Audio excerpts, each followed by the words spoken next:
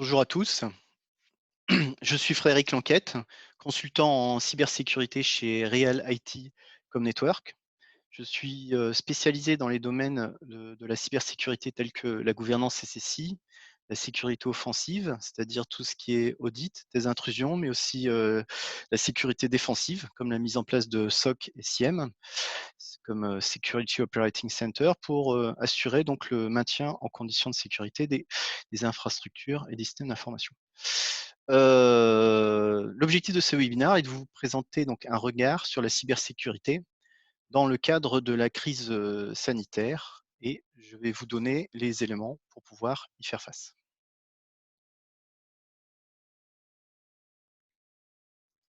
Alors, pour commencer, je vous propose donc de vous présenter le groupe Real IT. Pour ceux qui ne nous connaissent pas, en effet, nous sommes un groupe composé de plusieurs BU qui compte en tout environ 130 collaborateurs aujourd'hui. L'objectif de Real IT est de proposer et de répondre aux besoins de nos clients avec des solutions de digitalisation et de transformation digitale, accompagner nos clients en leur proposant notre expertise et en offrant des solutions clés en main.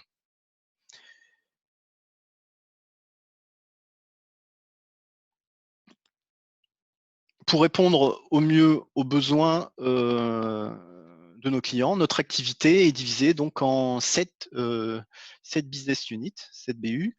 La filiale historique se nomme Comnetwork, euh, qui traite tout ce qui est intégration des systèmes et réseaux. Et maintenant, on a rajouté la partie cybersécurité dans Comnetwork. Ensuite, nous avons Or Network, qui propose la vente et la location de services informatiques, comme la location de PC portables, qui est un sujet d'actualité en ce moment avec le télétravail. Nous avons IT Space, qui est plus orienté audit et conception de projets et d'infrastructures complexes. Hcube, qui prodigue du conseil dans tout ce qui est IT consulting sur des aspects big data et BI. Acetim pour tout ce qui est maîtrise d'ouvrage, conseil et stratégie en stratégie numérique. Cloud Fusion pour la gestion et l'administration de centres de données. Et enfin, Think IT, notre solution pour tous les sujets d'intelligence artificielle. L'objectif du groupe Reality étant d'intégrer dans tous ces métiers l'expertise en sécurité, cybersécurité de façon transverse et d'accompagner ainsi nos clients dans ce domaine qui est plus que jamais d'actualité.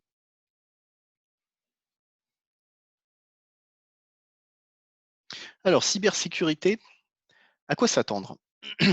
Nous avons vu que la pandémie de Covid-19 a amené donc les pays à se confiner, forçant ainsi la majorité des salariés à pratiquer le télétravail. Cette mesure nécessaire afin de limiter la propagation du virus a néanmoins engendré de nombreux risques au niveau de la cybersécurité. Depuis plusieurs semaines maintenant, nous avons pu voir comment les cybercriminels ont utilisé la crise sanitaire actuelle comme un sujet de crainte pour mettre en place et répandre leurs attaques.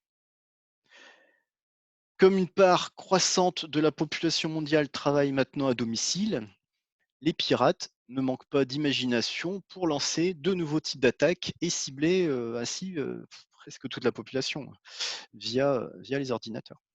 Ainsi, ces dernières semaines nous ont montré à quelle vitesse les cybercriminels pouvaient adapter leurs techniques d'attaque dans le domaine du courrier électronique, comme le phishing, ce que l'on verra tout à l'heure des exemples.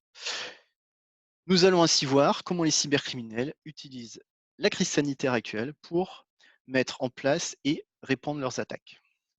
Donc maintenant, intéressons-nous à la situation dans laquelle nous nous trouvons. Nous sommes donc dans une urgence sanitaire qui est liée à la pandémie de Covid-19 et qui nous conduit tous au confinement, sauf exception pour certaines professions comme les professions de santé. Ce confinement implique donc la mise en place de mesures permettant la continuité d'activité. En effet, Les entreprises, via les directions des systèmes d'information, sont dans l'obligation de mettre en place un plan de continuité afin de permettre à leurs collaborateurs de continuer leur activité via le télétravail. C'est bien entendu grâce au numérique que la continuité d'activité peut avoir lieu. Les mesures prises pour mettre en place cette continuité sont le recours au télétravail de manière généralisée des collaborateurs afin de limiter les risques de contamination, maintenir en condition opérationnelle les infrastructures clients et le support technique distant afin d'assurer la continuité des services et réaliser tout un ensemble de réunions externes qui se font en utilisant des solutions de communication à distance telles que la visioconférence. On verra que c'est un point d'entrée des attaques. Toutes ces mesures sont d'autant de vecteurs qui peuvent donner donc des points d'attaque aux cybercriminels. Nous trouvons donc dans la nécessité de maintenir et même de renforcer la sécurité de tous les processus numériques, car comme dans toute période de crise, celle-ci est propice aux cyberattaques et aux arnaques de tout genre. D'où la vigilance qu'il faut apporter dans cette période particulière. En effet, aucune préparation n'a été préalablement mise en place pour gérer une crise sanitaire d'une telle ampleur que personne, il faut dire, n'avait anticipé. On peut donc se demander quelles sont les bonnes pratiques à mettre en place pour faire face à ces menaces, mais avant tout cela, faisons un tour de l'actualité de la cybersécurité pendant la crise sanitaire. Un exemple, pas loin de chez nous, le ransomware qui a, qui a failli mettre Marseille à genoux, comme la Provence a titré, comment des hackers ont failli mettre Marseille à genoux. Alors, je ne sais pas si vous avez entendu parler, mais c'est une attaque d'une très très grande ampleur qui a touché la ville de Marseille. Alors, qu'est-ce qui s'est passé? Donc, en quelques heures, dans la nuit du 13-14 mars, une attaque informatique massive, minutieusement préparée et réclamant une rançon, a failli engendrer un véritable blackout de toute l'administration marseillaise. Alors, c'est plus qu'à failli parce que ça a fonctionné quand même un moment.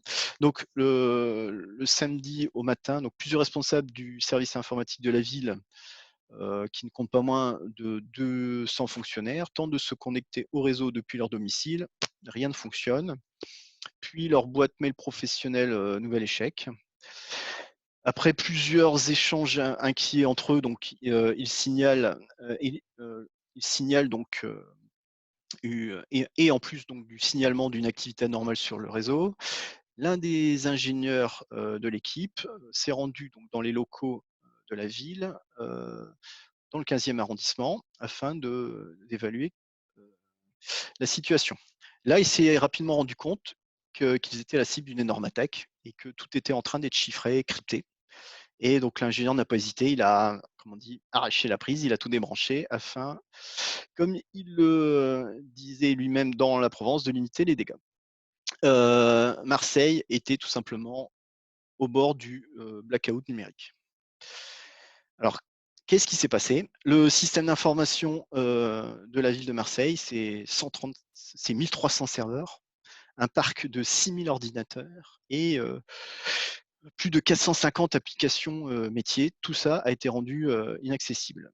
Tout avait été chiffré et, et le risque était que les sauvegardes étaient sur le point aussi de subir le même sort, c'est-à-dire le chiffrement. Tout cela, ça s'est joué à 1 ou 2 heures, ce ce qui a empêché que les sauvegardes ne soient pas chiffrées, c'est juste un aspect temporel. Cela aurait été la catastrophe si les sauvegardes de la ville de Marseille avaient été chiffrées. Ils auraient été dans l'incapacité de pouvoir restaurer les services et ils auraient dû payer la rançon pour accéder de nouveau aux données. Alors, on n'a pas eu de communication sur le montant de la rançon qui a été demandée, mais elle devait être certainement conséquente vu de l'ampleur de l'attaque. Alors, l'impact a été tel que, en plus de la ville de Marseille, 90% des données de la métropole d'Aix-Marseille, qui gère notamment l'exploitation de la voirie, des tunnels, du ramassage des ordures ménagères, de l'eau et de la gestion de l'eau, etc., ont été rendues inutilisables et et même la mairie de Martigues a aussi été impactée. Alors, on dépasse le cadre d'un ransomware classique, hein, vu que là, c'est l'ensemble des services qui ont été chiffrés. On a donc, c'est une vraie cyberattaque, hein. Il y a eu une intrusion majeure dans les systèmes et réseaux. Donc Marseille a mis à peu près, 1 mois et demi à sortir de ce calvaire et de restaurer à peu près, tous ses services. L'Agence nationale de la sécurité des systèmes d'information a été déléguée sur place pour enquêter, identifier, le malware et essayer de remonter à la piste, des attaquants. Il y a un rapport très détaillé a été écrit et publié par l'ANSSI, si ça vous intéresse, on le trouve facilement sur internet. Alors, les cyberattaques, donc ça, un exemple de cyberattaque, on va dire pas loin de chez nous. Maintenant, au niveau, des cyberattaques, on va dire plus classiques, et des ransomware, des rançongiciels, j'ai pris l'exemple de Maze, un ransomware ou un rançongiciel en français, donc qui sème, en ce moment la terreur, dans les entreprises. Alors, j'ai choisi, Maze, parce qu'il y en a beaucoup, hein, des ransomware.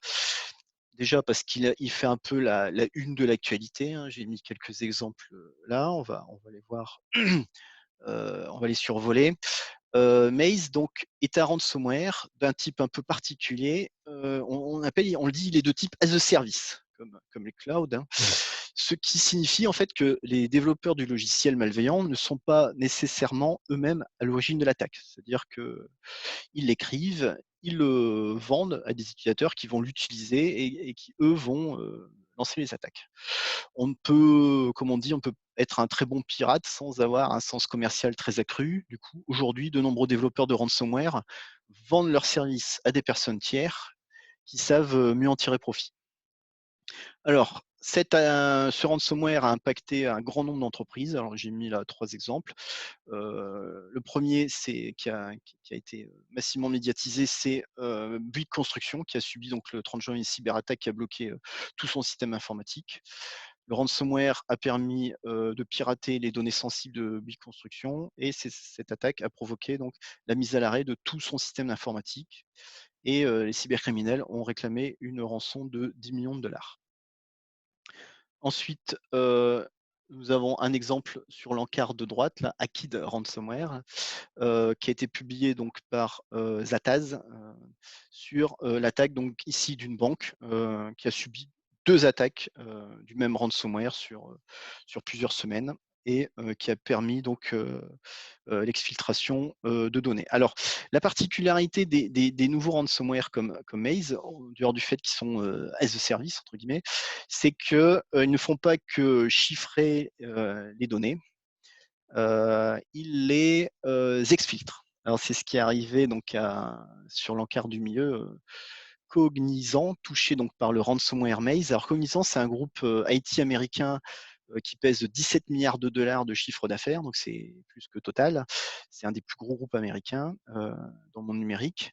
Et donc, donc le communiqué de Cognizant, relativement lapidaire, mais confirme l'attaque. Il précise: Cognizant peut confirmer qu'un incident de sécurité impliquant nos systèmes internes et provoquant des interruptions de service pour certains de nos clients est le résultat d'une attaque par le ransomware Maze. Ajoutant que nos équipes de sécurité interne, complétées par de grandes sociétés de cyberdéfense, prennent activement des mesures pour contenir cet incident. Donc là, on voit que l'attaque est d'ampleur. Donc voilà. Et là, donc ils ont fait face au fait que donc Maze n'a pas simplement chiffré leurs données, hein, pour ce qui est le cas et pour demander une rançon, mais en plus exfiltrer les données avec des menaces de les rendre publiques, toujours sous couvert du paiement d'une rançon. Donc en général, les données sont sensibles et si la victime refuse de payer, elles sont rendues publiques. Maintenant, voyons la recrudescence du phishing lié à la pandémie de Covid-19. Alors, depuis plusieurs semaines maintenant, nous voyons que les cybercriminels donc, ont utilisé la crise sanitaire mondiale actuelle comme un sujet de crainte pour monter et répandre leurs attaques.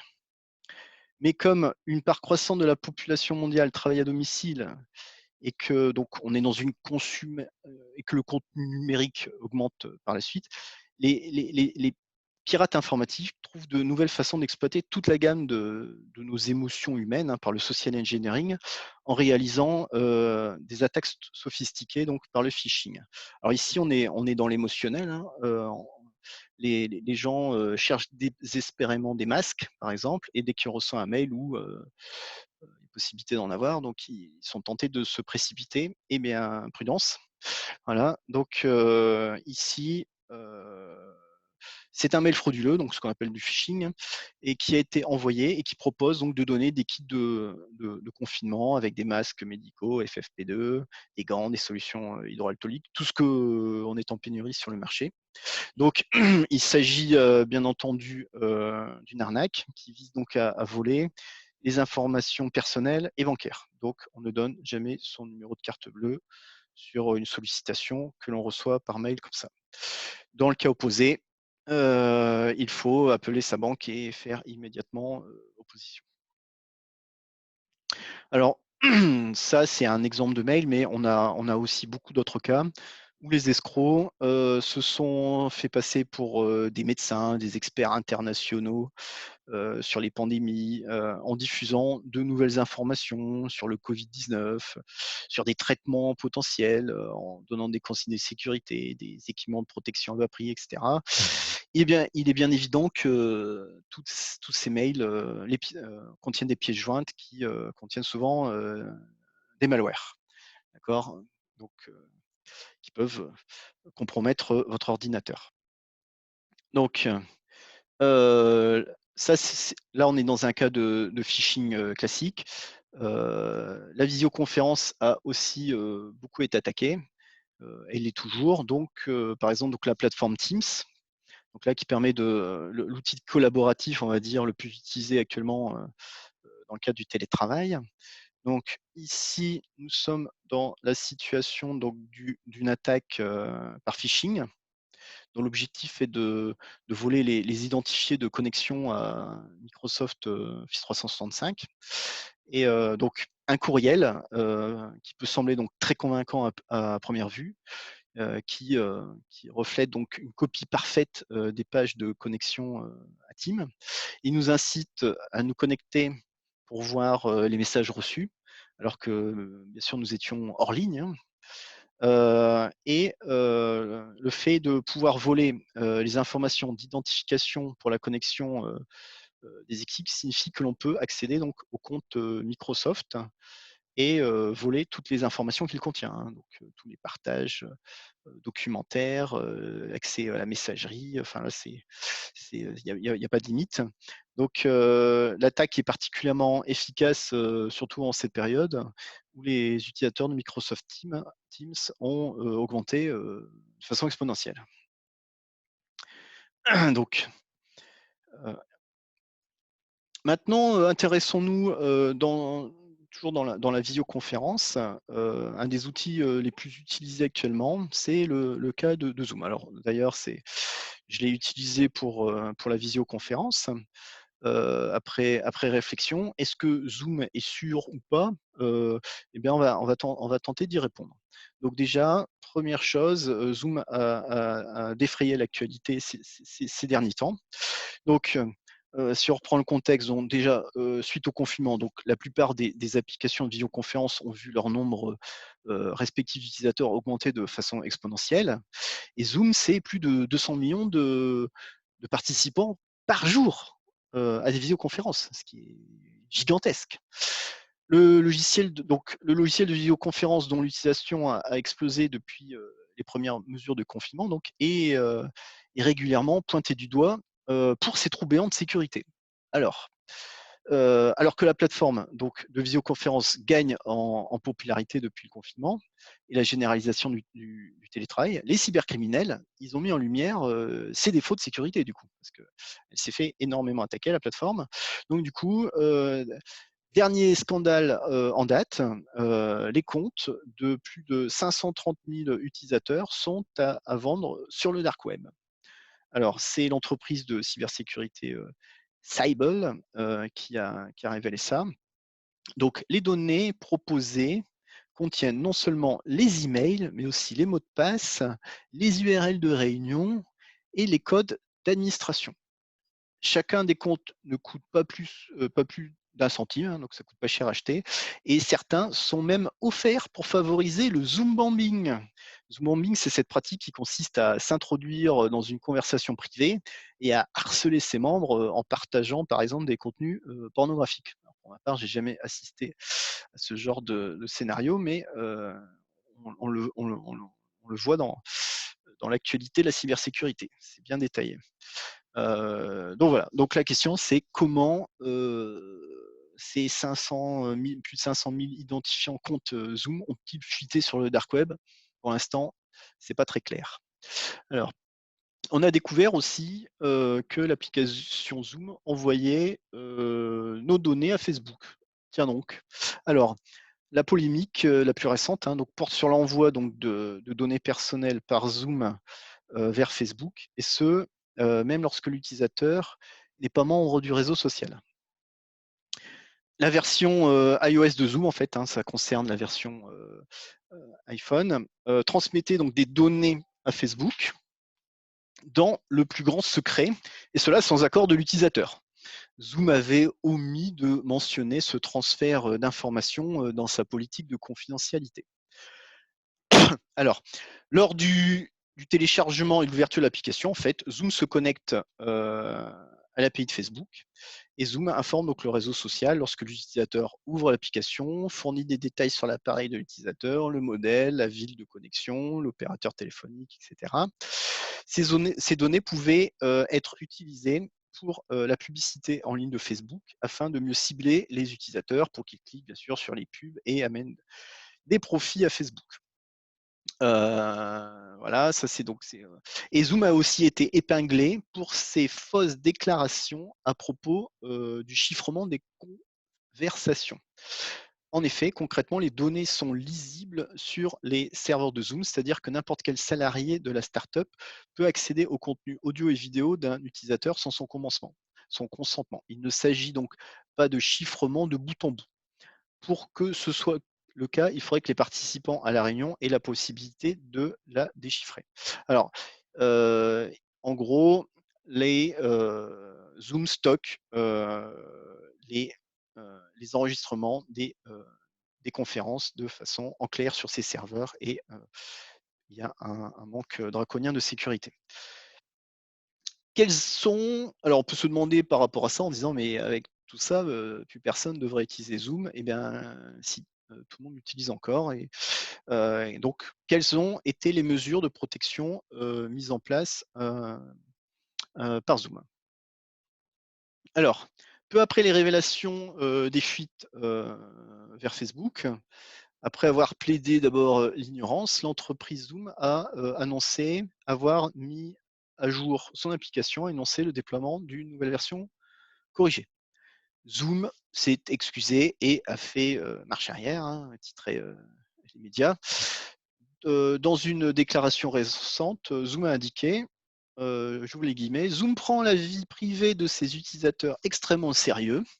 Nous avons initialement mis en place la fonctionnalité Login with Facebook en utilisant le SDK Facebook afin de fournir à nos utilisateurs un autre moyen pratique d'accéder à notre plateforme. Cependant, nous avons récemment été informés que le SDK Facebook collectait des données inutiles sur les appareils. Donc, on voit bien que c'est le système d'authentification de Facebook qui a créé des fuites. Donc Zoom a ajouté qu'il a supprimé donc le SDK Facebook et reconfiguré la fonctionnalité de sorte que les utilisateurs puissent toujours se connecter à Facebook via leur navigateur.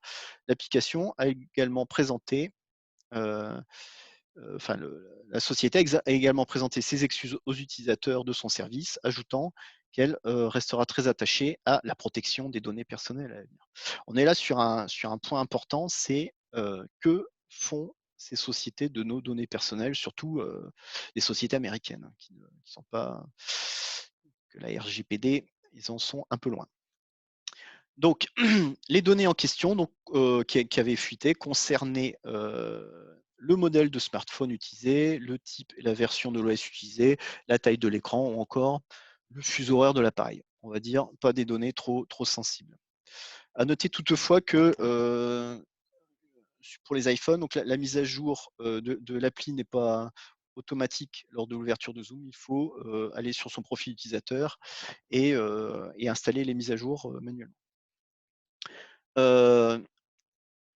Ça, c'est donc une première chose. Ensuite, sur les aspects de sécurité de ces systèmes d'information, Zoom a essayé donc de rassurer donc ses utilisateurs en annonçant des audits complets de ces infrastructures et réseaux, donc des audits sécurité, et en annonçant donc un renforcement des mesures prises en matière de sécurité et, et dans un but aussi d'offrir plus de transparence à ses utilisateurs.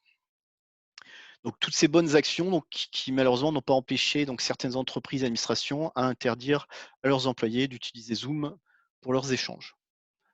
Alors, on a vu arriver donc, dans l'application donc, de nouvelles fonctionnalités de sécurité qui visent entre autres à protéger donc, les réunions organisées sur la plateforme et en limitant les risques, on a vu tout à l'heure, de meeting bombing, hein, où des gens pouvaient arriver de façon inopinée dans les réunions et les parasiter. Et l'application maintenant simplifie aussi l'accès aux différentes options de sécurité et masque les ID de meeting, ce qui permet de donner plus de confidentialité.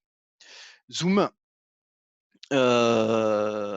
fait face aussi, donc depuis quelques semaines, à une très forte hausse des utilisations de son service. Celle-ci est logiquement due à la pandémie de coronavirus qui sévit actuellement dans le monde. Plusieurs pays donc ont effectivement adopté, comme on a vu, le confinement total, si bien que les personnes ont trouvé de nouvelles façons de communiquer. Et que ce soit donc pour un usage professionnel ou personnel, les applications de visioconférence, donc comme alors, Zoom, Skype, Webex ou encore Teams et autres, ont toutes fait l'objet d'une très forte augmentation de leur usage avec tous les risques de sécurité, donc bien sûr, qui en découlent. Alors, si on s'intéresse maintenant à la sécurité heu, au niveau du télétravail, comment se protéger, d'accord? Donc on va revoir tout un ensemble, de bonnes pratiques que vous avez certainement déjà dû mettre en place, mais c'est toujours bien de faire une piqûre de rappel. La majorité des professionnels de l'informatique, l'ont bien compris. Le télétravail est, particulièrement, bénéfique, mais comporte des risques. Les risques sont nombreux.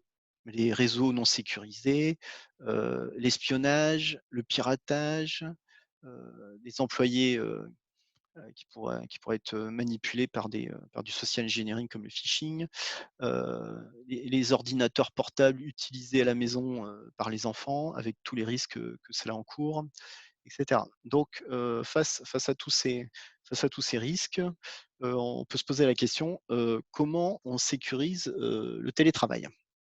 Alors, la première chose à mettre en place, c'est bien sûr la sensibilisation des collaborateurs, hein, surtout avec le risque lié au phishing qui peut avoir des conséquences désastreuses sur le portable, voire sur les infrastructures euh, de la société. Donc, on sensibilise les employés aux enjeux et aux risques de la sécurité informatique sous forme, par exemple, de webinaires que je fais là ou en les mettant en lien avec des formations déjà sur Internet.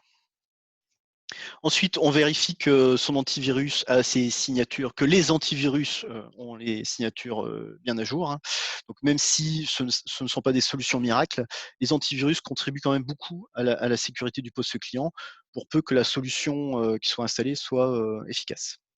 Voilà. On a vu des antivirus dans des administrations qui n'avaient pas détecté des ransomware qui ont fait de gros dégâts, alors que ces ransomware pouvaient être détectés par d'autres antivirus concurrents qui étaient beaucoup plus performants. Ensuite, on mettra en place des protections contre le phishing afin de minimiser le risque au niveau de l'utilisateur de cliquer sur des pièces jointes. Il existe un grand nombre d'outils sur le marché qui sont assez très efficaces. Hein, donc, je ne vais pas citer de noms là, mais ça se trouve facilement.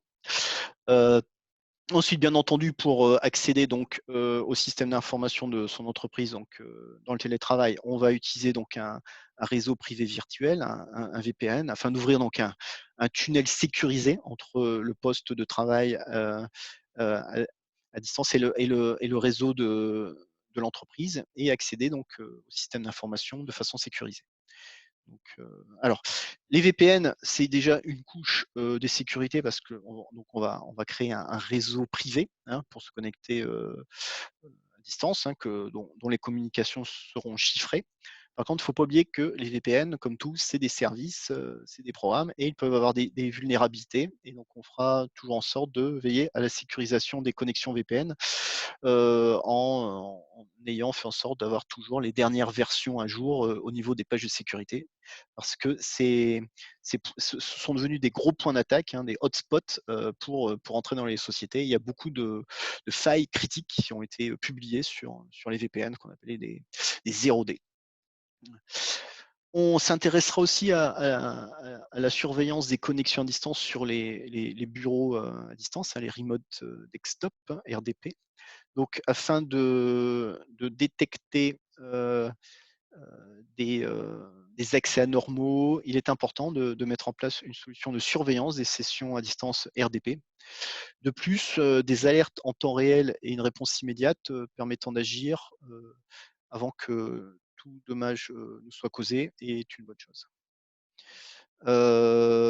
Ensuite, on s'intéressera aussi aux multifacteurs d'authentification, les 2FA, dans les sessions RDP, hein, c'est-à-dire rajouter pas seulement juste le login password, mais ajouter un autre facteur d'authentification. Donc ça peut être un texto qu'on reçoit sur son téléphone ou quelque chose qu'on reçoit sur un autre canal. Il y a plusieurs solutions. Et maintenant, on va dire, la plupart des solutions intègrent l'activation des multifacteurs d'authentification, surtout pour les comptes administrateurs. On sauvegardera régulièrement ces données. Hein, il faut prendre l'habitude de sauvegarder régulièrement ces données et ces fichiers importants sur des périphériques externes, hein, surtout quand on est chez soi. De même, il est conseillé de multiplier les supports de stockage, cloud, disque dur externe, clé USB. Ce sont autant de solutions que vous pouvez utiliser. Il est d'usage pour une entreprise de disposer de 3 copies de données sur au moins 2 supports différents. Cela facilitera donc la récupération des fichiers prioritaires en cas de suppression ou de perte de données. Et on verra aussi dans le slide suivant l'intérêt des sauvegardes. Ensuite, il est conseillé de changer donc régulièrement de mot de passe, hein, donc d'opter pour des mots de passe optimisés. Le meilleur moyen de se protéger contre les attaques en ligne est d'utiliser des mots de passe complexes. Cela peut paraître simpliste et pourtant ce simple geste peut compliquer considérablement le piratage. Euh, il est donc conseillé de choisir différents mots de passe pour chaque appareil, pour chaque compte, chaque appareil, et d'opter pour une combinaison de chiffres, de lettres en majuscules, minuscules et un caractère spécial à chaque fois. Faut garder en mémoire donc dans l'attaque de la ville de Marseille, hein, je parlais plus tôt, la base des mots de passe avait été piratée et donc si les utilisateurs changeaient régulièrement de mot de passe, peut-être ça aurait ralenti aussi les pirates. Alors pourquoi on conseille donc de mettre déjà des mots de passe complexes? Déjà, c'est parce que pour faire des attaques sur des comptes, on va utiliser ce qu'on appelle du brute force avec des dictionnaires. Et si le mot de passe n'est pas dans le dictionnaire, on n'arrivera pas à brute forcer le compte. Et pourquoi il faut changer de mot de passe à chaque fois? C'est parce que s'il y a un compte qui est compromis, il y a toujours un petit malin qui va essayer le même mot de passe sur vos autres comptes et il risque de pouvoir s'y connecter. Donc, il faut essayer dans la mesure du possible de diversifier ces mots de passe. Ensuite, on s'intéressera aussi à l'utilisateur qui est chez lui en télétravail et qui a peut-être besoin de support, d'aide. ou qui peut se retrouver face à une situation, un désastre, où il a cliqué sur un ransomware. Dans ce cas-là, qu'est-ce qu'il doit faire?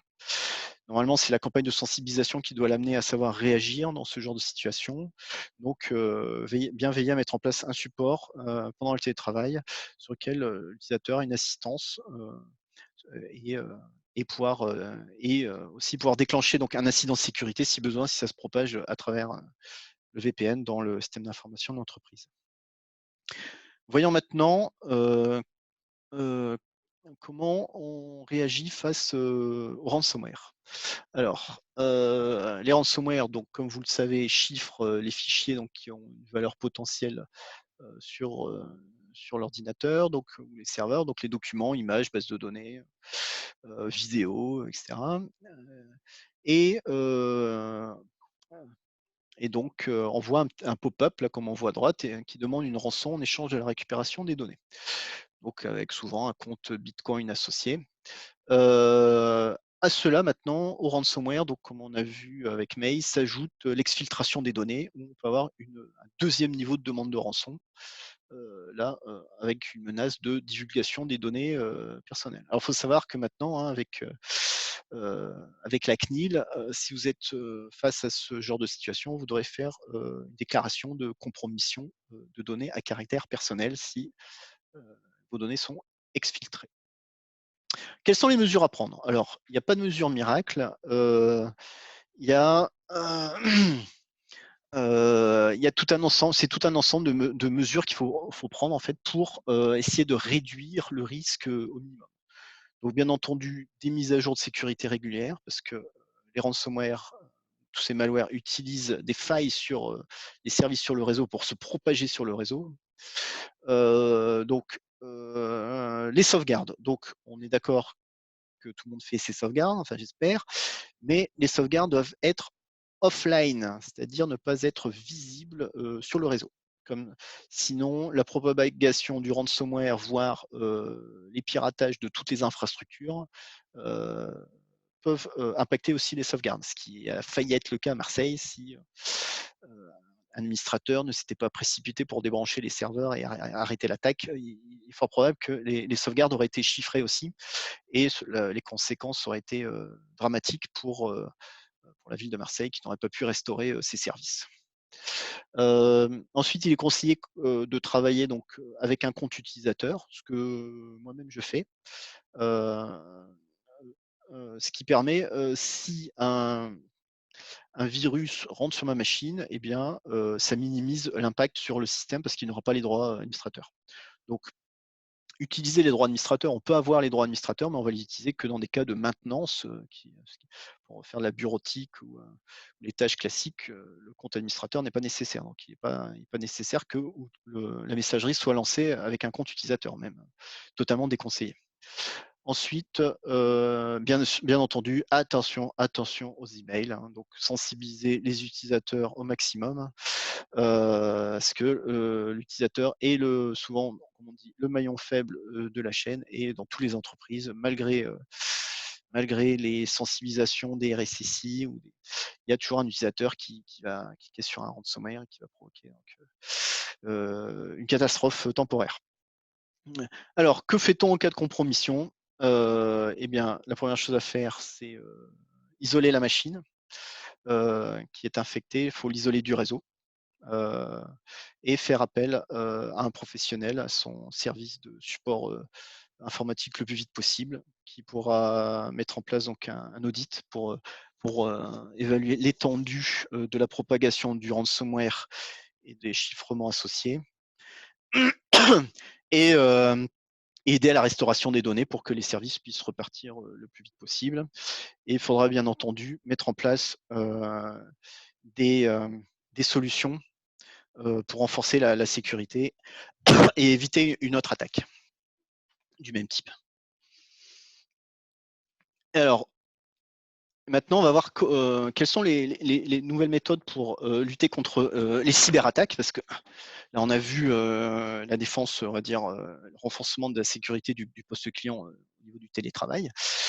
Et comment on fait en sorte de mieux aussi protéger donc, les entreprises, contre les cyberattaques? Alors là, les nouvelles générations, on va dire, de systèmes de détection d'intrusion, donc, sont, ce qu'on appelle maintenant les SOC SIEM, donc en fait pour prévenir donc, les cyberattaques. On va confier donc, la surveillance de son système d'information donc à un système qui s'appelle un SIEM, qui peut être administré par une équipe, qui s'appelle, SOC, et donc qui va, en gros monitorer la sécurité de tout le système d'information de l'entreprise, en temps réel. Donc ces dispositifs, donc, le SIEM, donc c'est le logiciel, et le SOC, on va dire, c'est l'équipe. Alors l'équipe, elle peut être en interne, en externe ou mixte, hein, c'est-à-dire en horaire, en heure ouvrée en interne et en heure, en hors horaire, un service, externalisé. Donc les dispositifs donc de supervision de la sécurité donc vont, récupérer en gros tous les journaux, qui proviennent, ce qu'on appelle les logs des serveurs, des bases de données, des firewalls, etc. Et toutes ces informations, des services web, des sites web, etc. Tout ça va être analysé en temps réel, euh, et à la recherche de menaces. Et s'il y a une tentative d'intrusion, ça peut être un ransomware ou autre chose, il y a une alerte qui va être déclenchée. Et donc là, on pourra réagir très rapidement, même la nuit, parce que les attaques se passent souvent la nuit, quand les administrateurs système dorment. Donc, les SOC actuellement, c'est une solution qui permet d'apporter des améliorations en termes de sécurité, donc pour s'adapter donc à l'évolution des menaces en cybersécurité qui sont de plus en plus complexes. Voilà ce dont je voulais parler, et je vais juste terminer sur parler de l'après, le déconfinement. Alors,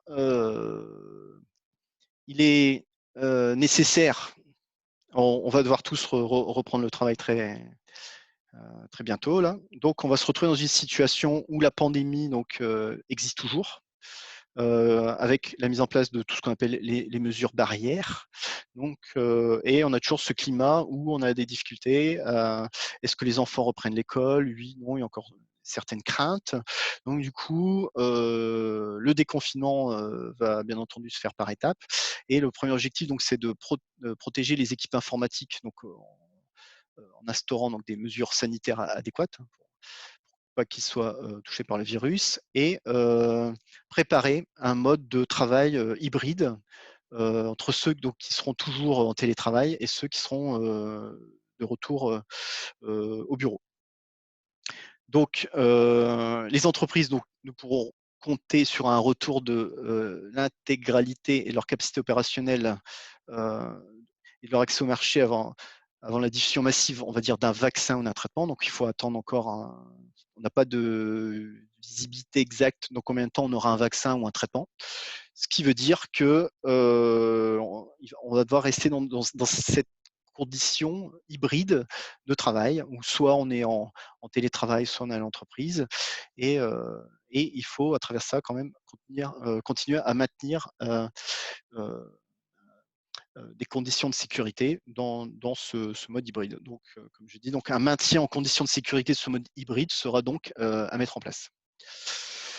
Voilà, donc en conclusion, donc, on peut dire que donc, avec la crise sanitaire, donc, la cybersécurité a gagné ses lettres de noblesse. Chacun a pris conscience que c'est bien grâce au numérique et à sa sécurité que la continuité d'activité peut avoir lieu. Je vous remercie pour votre attention, et, euh, et je vous dis à très bientôt pour un prochain webinaire sur la cybersécurité.